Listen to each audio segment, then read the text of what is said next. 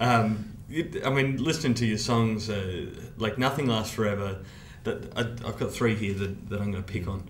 Nothing Lasts Forever, A Lonely Goodbye, and There's Always a Price to Pay.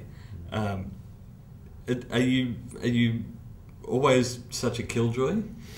Yeah, lyrically, well, it's funny because I think that I tried to write quite an up album because I wanted to be able to play it live and have a bit of a a dance feel to the live performances, and I wanted to keep the album quite up because I mean lots of soul music is quite joyous and upbeat. So the music, I think, sort of heading that way, and then I try to keep it that way and not sort of get into the piano ballad thing too much.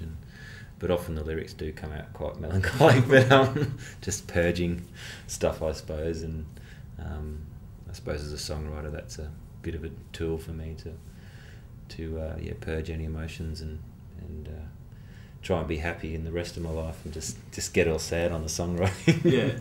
Well, some of your happiness does come through. I mean, Lover isn't...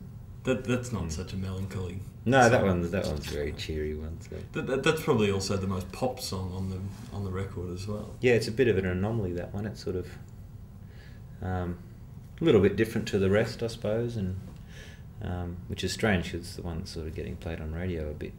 So it's not overly indicative of the album, I think. But yeah, it's just a single, isn't it? Yeah, that's what I was saying. Yeah, it's a single, but it's like the rest of it's not quite like that. But as I was saying, there was a bit of a soul flavour, but I think I wasn't trying to write everything like that, and I just would write what came out. And Lover, I suppose, is one that just came out that way and went with it. Yeah, 3-chord wonder.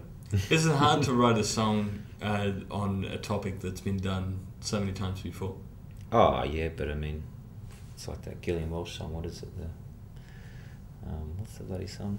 One Little Rag That Ain't Been Wrung Out Completely Yet. All that sort of stuff. Like it's hard to find themes, and that's why you try and read different books and watch movies, and I suppose your own life changes affect that, and that's a common thing with people, that everyone goes through those sort of emotions and feelings and experiences, and you do try not to repeat stuff too much, but it's pretty hard to avoid sometimes.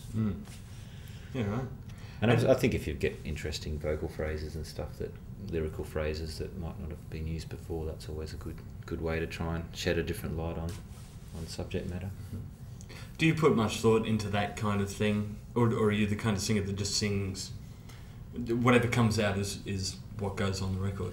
Yeah, it's generally, for me, I don't usually sit down and write a song about, okay, I'm going to write this about blah blah blah. It'll sort of come with a melody. I might get a couple of phrases, and which are usually quite subconscious, and they're just lines that I happen to sing along, and usually from there, that's when I develop the theme. I'll look at it and go, oh, okay, that's what it's about. I do tend to sort of go into the studio with the lyrics sort of half written. I've usually got the first verse and maybe a chorus, and no different from this one, where I'm still bloody doing lyrics just before I record the vocal take. But it's nothing like paying for studio time to get your ass into gear. Yeah, exactly. Deadlines,